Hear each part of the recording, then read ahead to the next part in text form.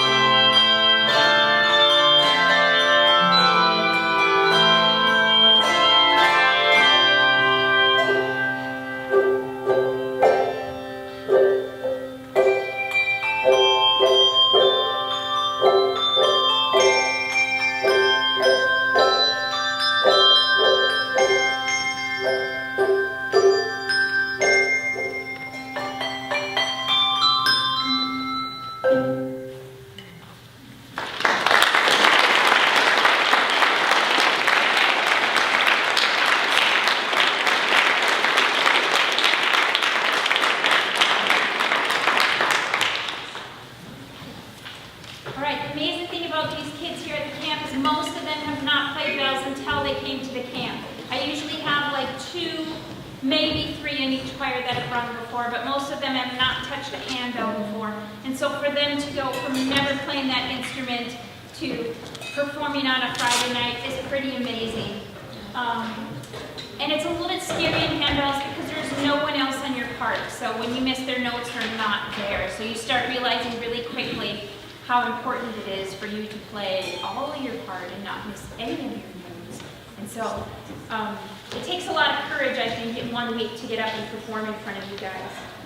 The last piece you heard had lots of LV in it, which is like a lot of the times the ringers are dancing all the time, but there's a whole major section in the middle of this where they just let them ring and it had a very mushy sound. It's a different kind of technique we can do on bells. This next piece has lots of techniques. It also has hand chimes.